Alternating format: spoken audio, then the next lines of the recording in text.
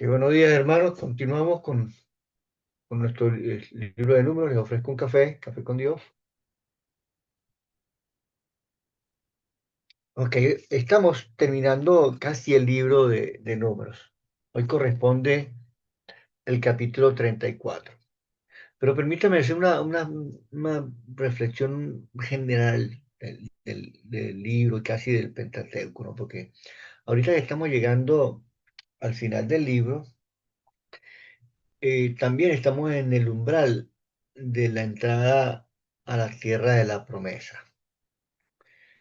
Y cuando uno llega y uno va siguiendo la historia y va escuchando la reflexión de cada día, haciendo también sus propias reflexiones, uno puede ver y discernir un poquito también de la intención de Dios.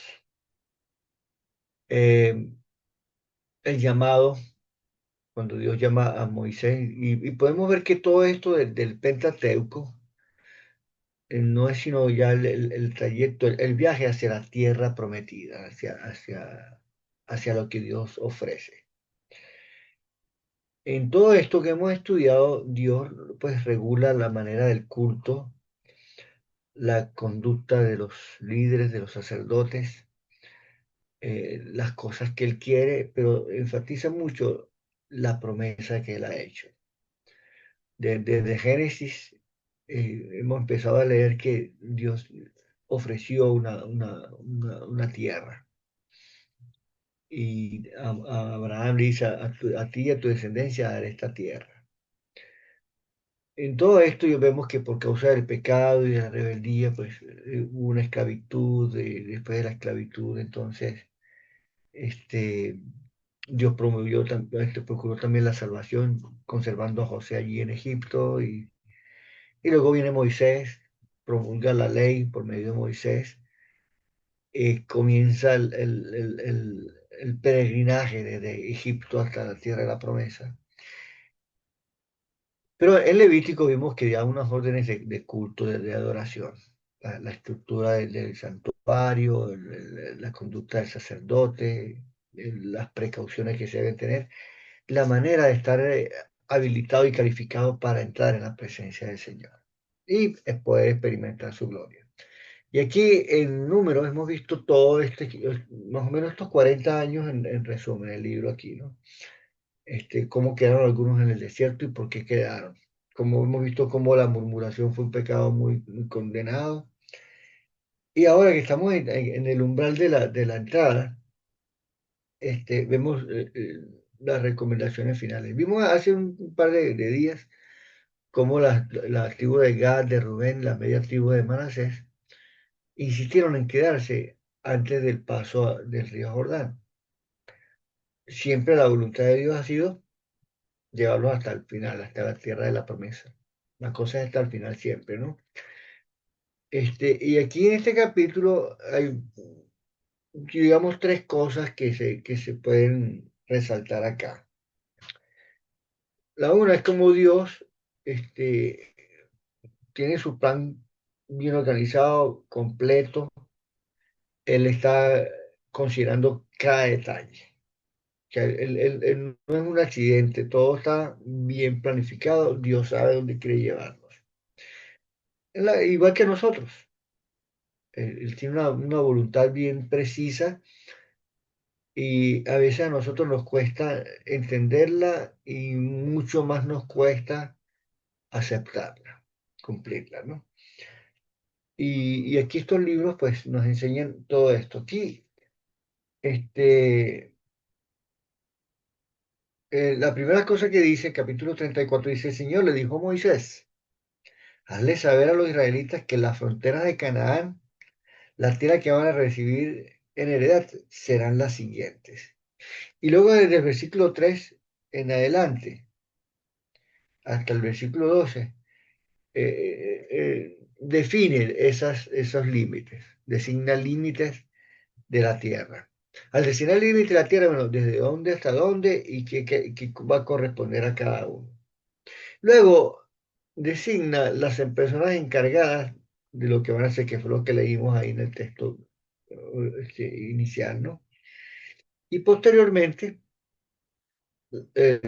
como se iba a hacer el encargo, la herencia es algo seguro. Él no va, el hecho de haber puesto personas y fronteras indica la firmeza, la seguridad de ese territorio que representa la seguridad de la promesa, la fidelidad de Dios. Entonces, comenzando, dice los límites, versículo 3 en adelante. Entonces, cada parte del límite de la frontera norte, la frontera sur, la frontera al oriente y al occidente, ¿no? Y en esos versículos pues designan las cuatro fronteras que tendría el país. Pero dice el versículo 13, Moisés les dijo, les dio a los israelitas la siguiente orden. Esta es la tierra que se repartirá por sorteo. El Señor ha ordenado que sea repartida solo entre las 9 tribus y media. ¿Por qué? Porque 2 tribus y media se quedaron antes de Jordán. Dice, para las familias patriarcales, las tribus de Rubén y de Gad, las media tribus de Manasés ya recibieron su heredad. Estas 2 tribus y media ya tienen su heredad en el este, cerca del río Jordán, a la altura de Jericó, por donde sale el sol. Entonces, dice el 16, el Señor le dijo a Moisés, fíjate el versículo 16, bueno, déjeme hablar de algo aquí, los límites que Dios pone allí. Estos son límites físicos, o sea, los límites sirven para varias cosas. ¿Ok?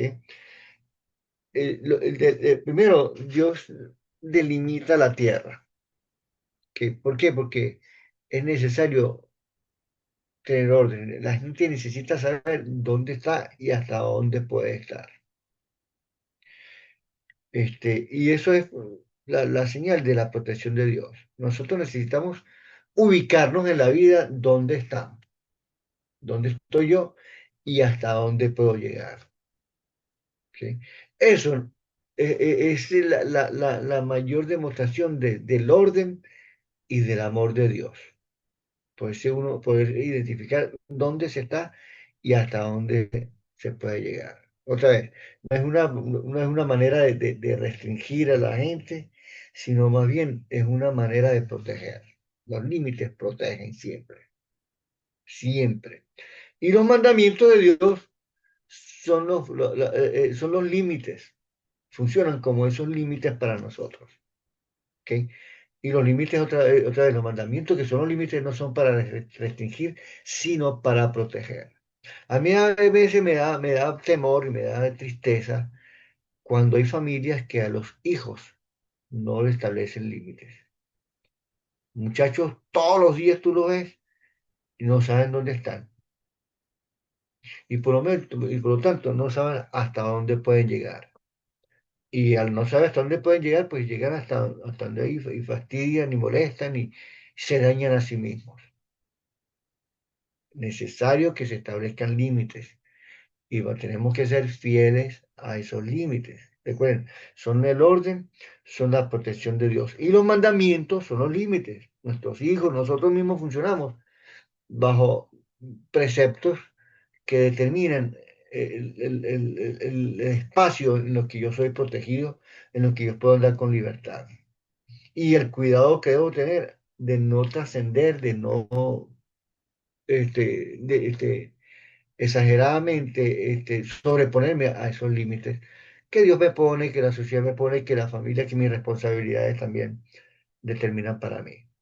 Los límites son sumamente importantes. La otra cosa es que leímos ahorita, versículo 16 dice, el Señor le dijo a Moisés, ahora dice, estos son los nombres de los encargados para repartir la tierra como heredad. El sacerdote Eleazar y Josué, hijo de Nun. Ustedes por su parte tomarán un jefe de cada tribu para que ayuden a repartir la tierra. Y ahí luego aparecen los nombres de los representantes de cada tribu, que desde el versículo 19 al 28. ¿Ok? ¿Para qué líderes repartir? Aquí nos demuestra que esto no es solamente algo como eso, administrativo, social, qué sé yo, sino que tiene un contenido espiritual muy profundo. Siempre Dios utiliza gente que se encarga del ministerio del sacerdote Eleazar. No era una cuestión solamente militar y social y qué sé yo, administrativa y de Josué, como el sucesor de Moisés, no, no, no, sino que estaba el sacerdote, ¿para qué el sacerdote? Para interceder también por el pueblo, pero también actúa como profeta, actúa como instructor de las recomendaciones divinas. ¿Ok? Y Dios escoge siempre gente. Miren, miren, después cuando el pueblo fue llevado, bueno, fue llevado cautivo. Bueno, antes de todo eso, el mismo David, cuando procuró construir casa para Israel, el templo, él se aseguró de llevar el arca y de quiénes eran los descendientes de los sacerdotes para encargarse de eso. El sumo sacerdote siempre. Luego que fueron llevados cautivos cuando regresaron, primeramente estaban Josué y Zorobabel, uno como sacerdote y otro como líder, igual visto como están ahorita Eleazar y Josué. Y luego fueron Nehemías y Esdras, el escriba diligente de la ley y el gobernador. Siempre hay un vínculo entre lo administrativo, pero lo espiritual no es dado en segundo plano. Es muy importante que entendamos que la vida, las promesas, el de cada día tiene un contenido espiritual y que tenemos que estar atentos a lo que la palabra de Dios nos indica. Para eso está el sacerdote aquí. Que los líderes a veces son gente imperfecta, claro que sí, pero son designados por Dios y nosotros tenemos que entender cuándo Dios nos usa a nosotros y somos los designados de Dios para una función o para otra. Y acaba el tiempo. Y la otra es que el hecho de que no solamente estaban Eleazar y Josué, como los líderes visibles delante de Dios. El Señor instruye y dice, mira, y escojan un representante de cada tribu, un líder de cada tribu. ¿Ok? Ahí estaban, ellos eran aquí, Caleb, Samuel, Elidad, Buquí, Haniel, Kemuel, Elifán, Patiel, Ahiud y Pedael. Eran los representantes de cada tribu. Dice en el 29, dice, a esto les encargó el Señor repartir la heredad entre los israelitas en la tierra de Canaán. Aquí están. Cuando designan personas, no pueden designarse personas sin saber qué es lo que se va a repartir. El hecho de que hayan representantes y responsables para una función, para entregar la tierra, quiere decir que la tierra existe. Si la tierra existe, entonces la promesa es sólida, es verdadera. ¿Ok? Igual, igual tenemos nosotros. ¿Ok? Si tienen chance, pues, lean hoy un poquito del libro de Hebreos y vean cómo el libro de Hebreos refiere lo mismo, pero ya como con la esperanza futura. Jesucristo toma lugar de todo, de Moisés, del dador de la ley, del intercesor, del sacerdote y de la promesa misma. Él es el reposo para todos nosotros. Entonces, tengamos esta conciencia y uno, aprendemos que primero, número uno, necesitamos límites, necesitamos personas que nos ayuden a conservar esa integridad, esa identidad y confiemos que la promesa es segura. Amén. Dios me lo bendiga en este día.